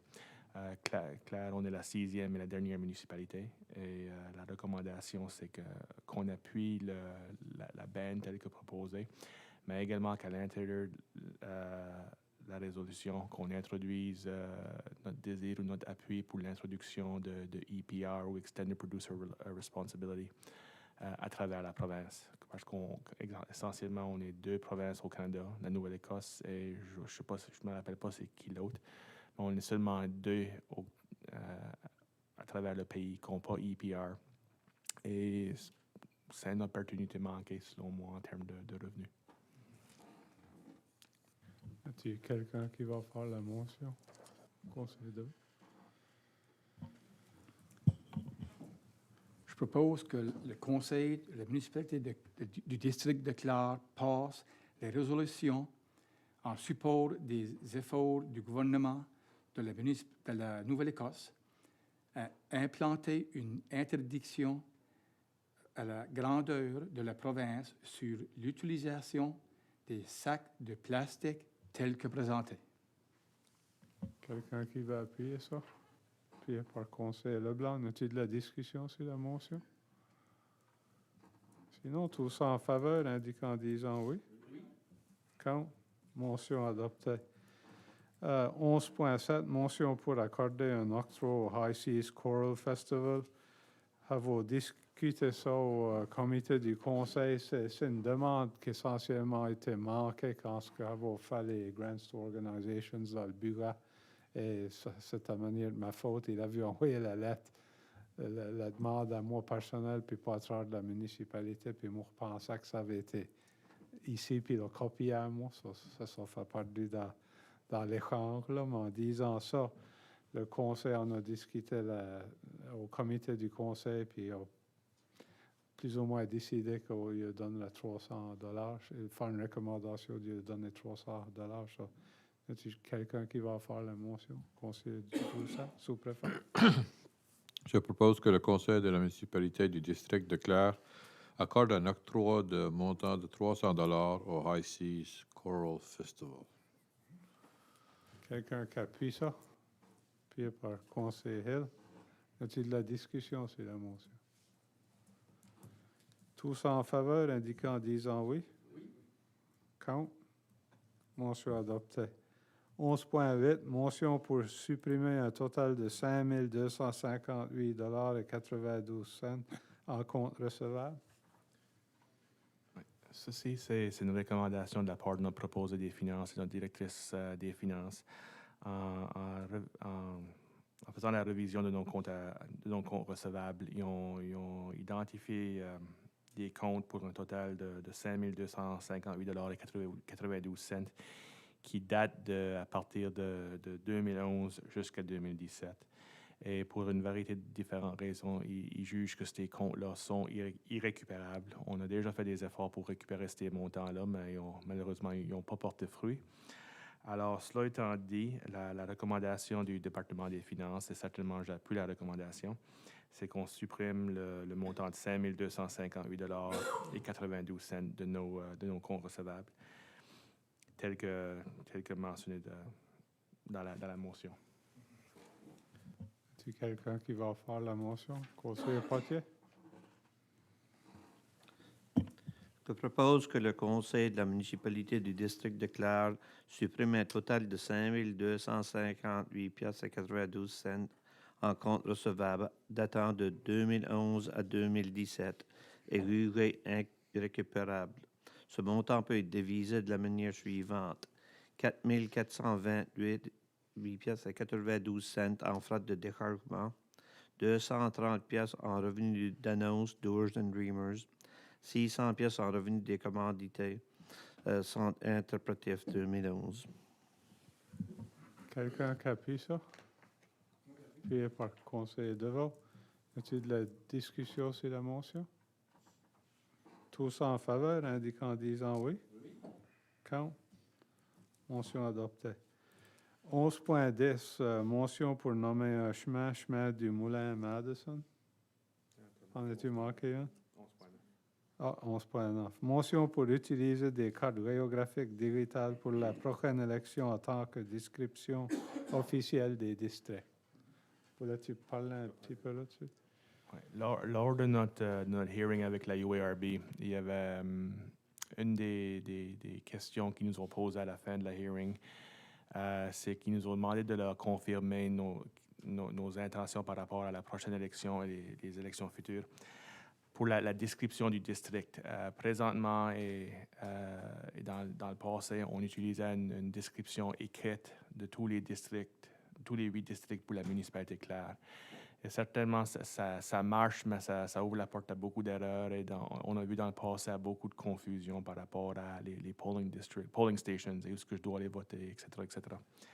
Ce qu'on est en train de voir à travers la province par différentes municipalités, c'est qu'ils font plus recours à des descriptions écrites, mais plutôt à des maps électroniques. C'est quelque chose qu'il y a un lien sur le site web, tu cliques le lien et tu rentres ton adresse civique et ça s'identifie quel district, c'est qui le conseil, c'est qui tes choix de conseiller et où est-ce que tu dois te rendre pour aller voter. Alors, c'est un peu plus moderne que la manière qu'on le faisait maintenant. Alors, en parlant avec Stantec, c'est quelque chose que les autres peuvent certainement nous aider avec. Et selon John Hazeltine, c'est pas quelque chose qui est nécessairement trop dispendieux. Alors, la recommandation au Conseil a été faite pour d'aller de l'avant et, avec les maps électroniques. J'ai également parlé avec Pam Doucet. Pam, pour les 2 dernières élections, était également notre returning officer. Elle m'a parlé de ses expériences avec les descriptions écrites des districts. Et certainement, elle dans sa capacité comme returning officer, appuie la recommandation d'aller avec des maps électroniques. C'est certainement, ça évite de beaucoup la possibilité d'erreur. So, n'as-tu quelqu'un qui va faire la motion conseiller? I'm prepared to make the motion, and especially this year because of all the boundary changes. I think it's a really good year to do it. I move that the council for the municipality of the District of Clare use digital maps in all upcoming municipal elections as the official description of the district. Quelqu'un qui appuie ça, appuyé par conseiller Potienne. N'as-tu de la discussion sur la motion? Tous en faveur, indiquant en disant oui. Oui. Contre? Motion adoptée. 11.10, motion pour nommer un chemin du Moulin à Madison. Là, tu parlais, sister-là? On peut parler brièvement. On a une motion qui nous a été apportée pour nommer un chemin à Madison Mill Road ou le chemin du Moulin à Madison. On a suivi le staff a suivi le processus ou la politique de la municipalité pour nommer des chemins. Il y a 14 résidents qui sont sur le chemin qui seraient affectés par ce nouveau nom ici. Les 14 ont été contactés. Il y en a 12 qui sont en faveur du nom, un qui ne l'est pas et un qui n'a pas répondu. Alors, mais certainement, on a plus que le 2 tiers qui est exigé par notre politique. Et le nom qui est proposé respecte les autres termes et conditions de notre politique. Alors, la motion qui est recommandée par le personnel, c'est d'accorder c'est de nommer le chemin du Moulin à Madison. Conseiller comment? Je propose que, que le chemin est partagé par les propriétés avec le numéro d'identification de propriété suivant 30019541, 30019392, 30201875, 30020390, 30017036, 30371756, 751, 30018519, 30020598, 30017545, 30022537, 30015291, 30019566, 30019285, 30020309, 30210826, 30019675 et 30019582 soient officiellement nommés comme suit. En français, chemin du Moulin Madison. En anglais, Madison Mill Road. Quelqu'un qui appuie ça? Conseiller Deveau appuie la motion? Okay.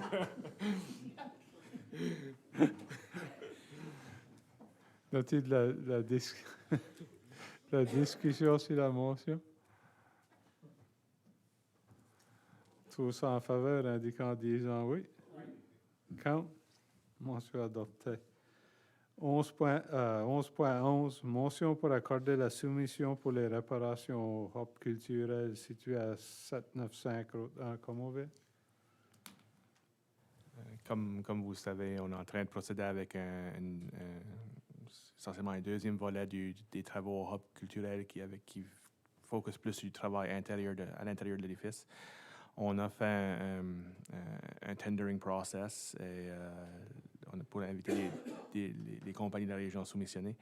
On a fait l'évaluation des soumissions et la recommandation du personnel, c'était d'accorder le contrat à Malone Sony Contracting Limited pour un montant de 60 500 $ plus TVH. Quelqu'un qui va faire la motion, conseiller Potier? Je propose que le Conseil de la municipalité du district de Clare accorde la soumission pour les réparations au hub culturel situé à 795 route 1 Comoville à Malone Sony Contracting Limited pour un montant de 60 500 $ plus TVH et que ces fonds soient pris de la réserve en capital. Quelqu'un qui appuie ça? Appuyé par conseiller Devon. Y a-t-il de la discussion sur la motion? Tous en faveur, indiquant en disant oui. Oui. Contre? Motion adoptée. 11.12, lettre d'appui, Société Édifice Sainte-Marie-de-la-Pointe. Merci. La Société Édifice Sainte-Marie-de-la-Pointe est couramment en discussion avec le diocèse pour prendre possession de l'église Sainte-Marie. Essentiellement de convertir l'église dans un monument aux Acadiens. Alors, ça cessera d'être une église et ce sera essentiellement, comme eux autres, le juge, un monument aux Acadiens. Pour le faire et pour aider avec leur discussion avec le diocèse, ils nous ont approché pour voir si la municipalité irait écrire une lettre d'appui.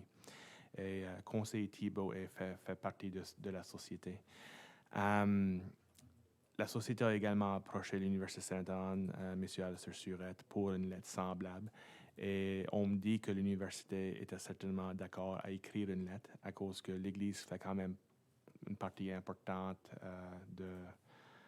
pas de leurs infrastructures, mais certainement ça se marie bien avec leurs infrastructures à l'université. Ils s'en servent régulièrement pour différentes fonctions, y inclut la graduation qui vient d'avoir lieu. Alors, la société va avoir une lettre d'appui de l'université et on nous demande si le conseil jugerait bon d'écrire une lettre d'appui de la part de la municipalité pour aider, encore une fois, avec leur discussion avec le diocèse. As-tu de la discussion sur la demande? Conseiller de. C'est juste un petit point. Le fait que j'ai assisté à la graduation en fin de semaine, j'étais assis dans les bancs et j'étais en train de penser un petit bout de temps. Je ne sais pas où est-ce que ça se passera, autre que là. Je sais qu'ils avons le gymnase et on dirait que ça fait de point. Là, c'est le parfait endroit pour des choses comme ça. Puis ça m'a donné l'idée que ce qui va arriver, c'est l'église, forever, qu'il ira à quelques... Mais anyway, c'est juste un petit point que c'est vraiment... c'est une bonne endroit pour ça. Merci. Merci. As-tu quelqu'un d'autre? Êtes-vous d'accord d'écrire une lettre de... C'est supporter leurs efforts, plus ou moins. C'est pas plus que ça. Ça, en disant ça, as-tu quelqu'un qui va faire la motion pour écrire une lettre de support? Conseiller Potier? As-tu quelqu'un qui va appuyer ça? Conseiller Hill? Soit essentiellement, la motion, elle n'est pas écrite, mais c'est plus ou moins supporter les efforts de la Société d'édifice Sainte-Marie-de-la-Pointe avec leurs efforts d'avancer avec leurs efforts avec le diocèse, plus ou moins. Essentiellement pour prendre possession de l'Église et essentiellement de transformer d'un monument aux Acadiens. Excuse-moi. Pour prendre possession appuyer leurs négociations qui ont comme but de prendre possession de l'Église à la Pointe et de convertir l'Église dans un monument aux Acadiens. Alors, essentiellement, effectivement, ça cessera d'être une Église et ça sera, comme eux autres l'appellent, un monument aux Acadiens. Vous parlez pour la question? Tous en faveur, indiquant en disant oui. Contre. Motion adoptée. Ensuite, 12 sessions à huis clos. À avoir 3 items à huis clos. Centre des anciens combattants. Hein? 12.13, Internet rural. Oui, je ne suis pas rendu. C'est bien. 12.1, Centre des anciens combattants. 12.2, dangereux et inesthétique. Puis 12.3, Internet rural. Ça, c'est les 3 items à voir à huis clos. En disant ça, on montre aux ondes de vous dire bonsoir et ça prendra une motion pour aller à huis clos. Proposé par Neil, appuyé par Yvon. Tous ceux qui sont en faveur indiquant en disant oui. Contre. Motion adoptée. C'est toi qui crois ça.